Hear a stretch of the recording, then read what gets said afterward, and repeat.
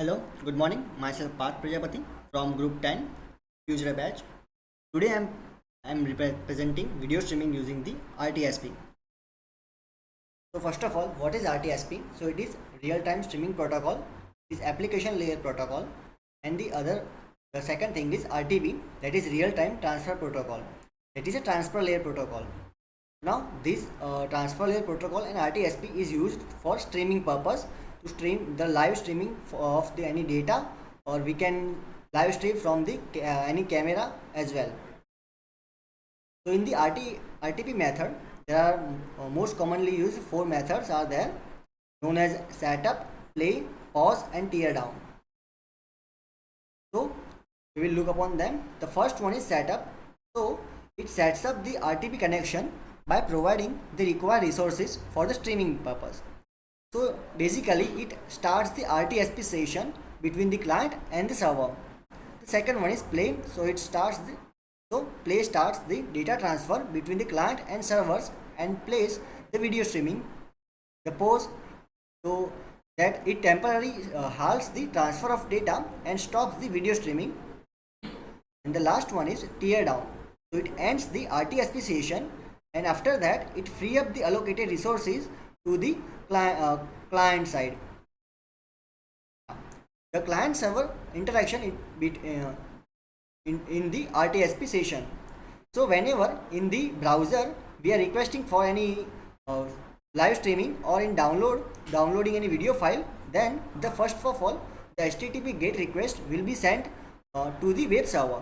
Then web server will respond with a session description. After that, for the streaming purpose, we have to send the setup request to the media server using the session description information.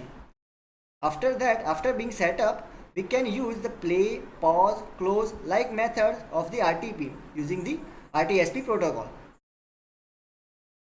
Now, the state transition diagram. So whenever the process starts initially it is in init state, and whenever we initialize the setup method, then it will goes into the ready state. After being ready state, if we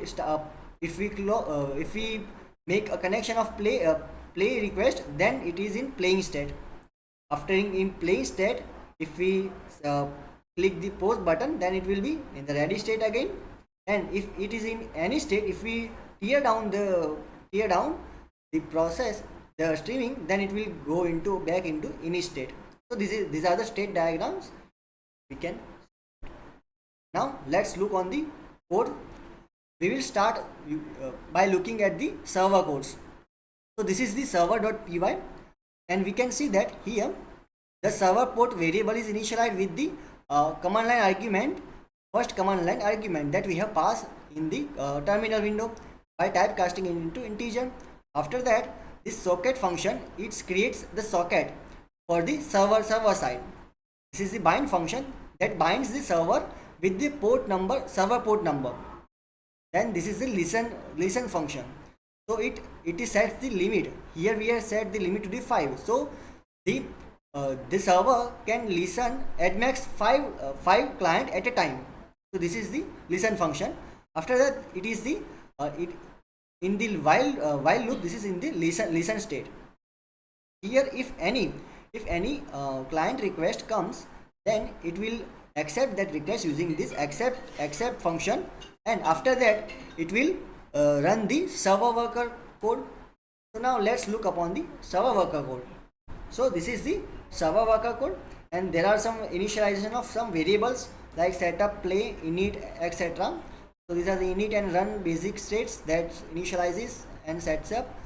Then this is the receive RTSP request. So it generally receives the RTSP request from the client using this receive function, and it prints the data whatever it received and its size. Then there is a process RTSP request. So it process the RTSP request sent from the client. So it will fetch the request and store in the variables like request type and etc. Then it will look for the which request has come from the client side. So it will check if the request is a setup request, then it will execute the following code. in this code it will open the video file using this video stream file name function. If there is any input output error opening in the opening the file, then it will throw the error of 404 error, that file is not found. Otherwise it will go on executing the upcoming commands. So this is the random integer function. It will assign the random integer, and these are the limit set. So it will assign a 6-digit integer to this client info session. So it is RTSP session ID will assign into this variable. Then this is the OK reply that is going to be sent if this happens successfully.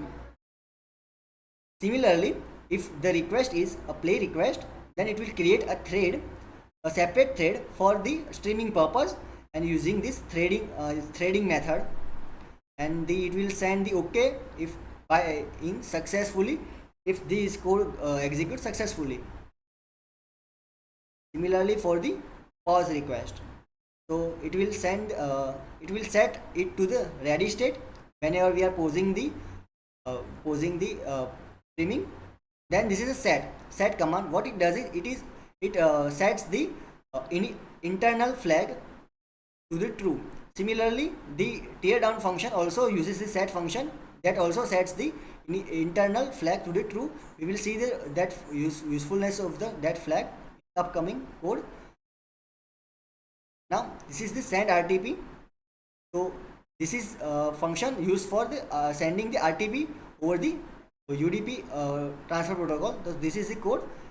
So here the next frame is this next frame function will get the next frame, and it will store in the data variable.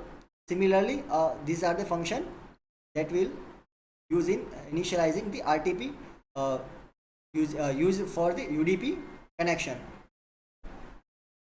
Now this is the make RTP. So it is packet initialization of RTP function for the video data. So these are the some header information that is being added to the video file, and it is being given to the client side.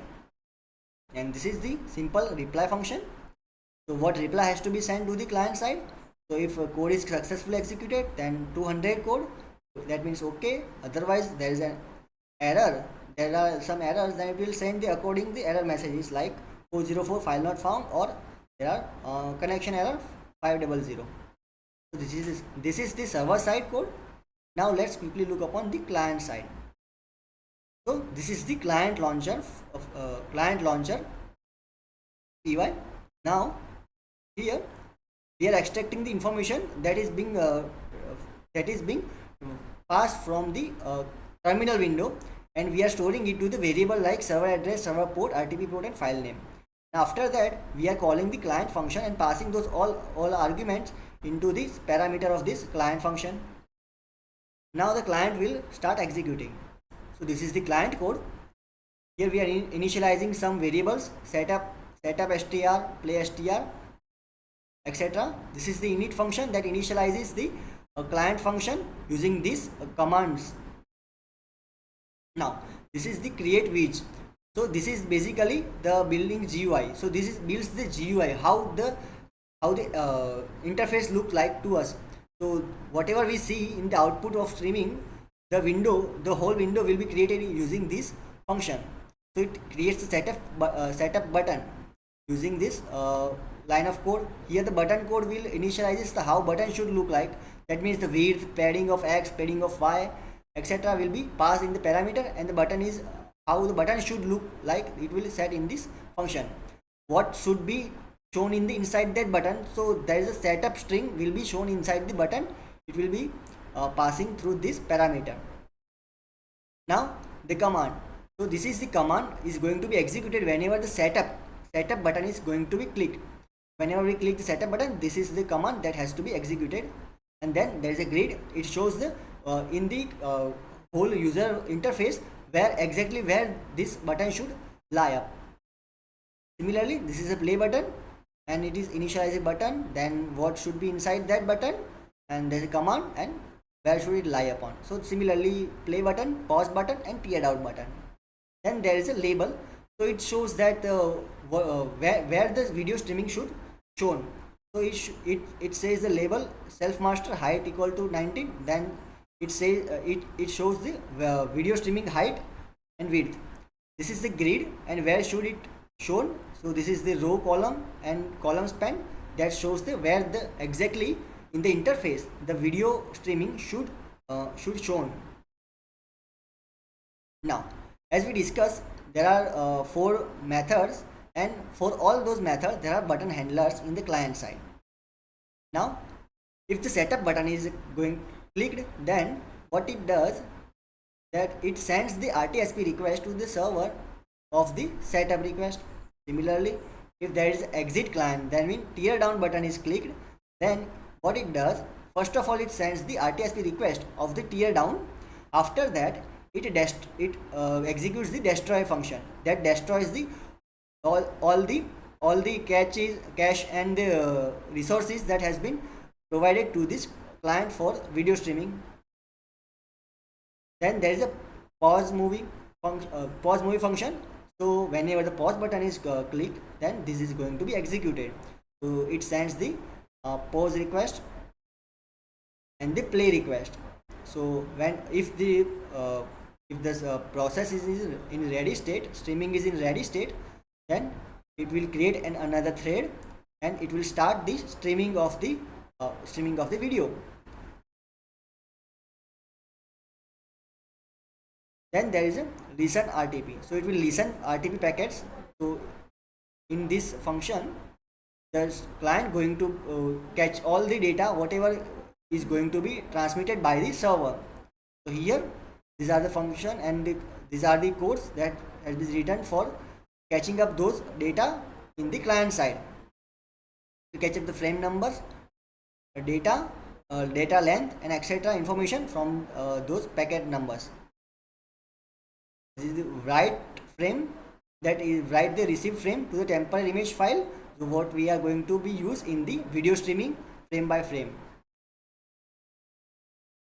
The update movie. So these are the photo and configuration and image information is going to be updated using this function. Then there is a send RTSP request. So this is function is going to use for sending the RTSP request for four methods: setup, play, pause, and tear down. So it's nothing but some string of information that's going to be transferred using the UDP protocol in all the 4 cases. This is the for pause, this is for pause request, this is for tear down request. Next, similarly. Now this is the receive RTSP reply. So it receives the RTSP reply from the server using this function.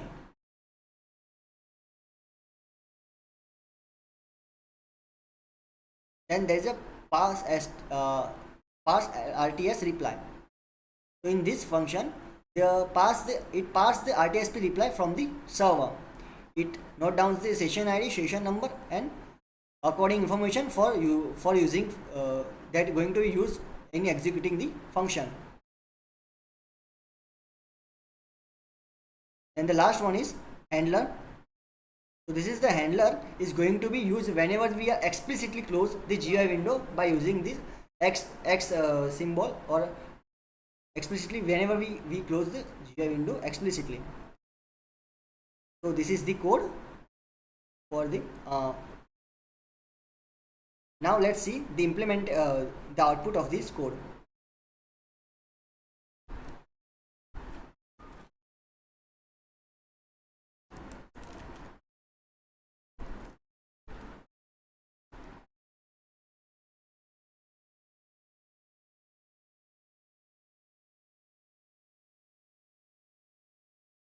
First of all, we will start the server side. We will write Python 3 server.py, and we will provide the port number for the server.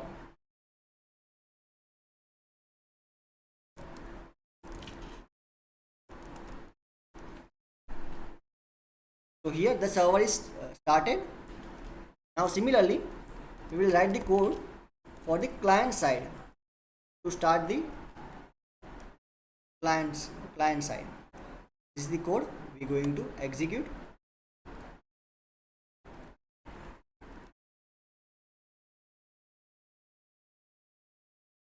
Here we are passing the client.launcher.py file name. Then this is the IP address of the computer. Then there is a 4321, that is the port number of the server.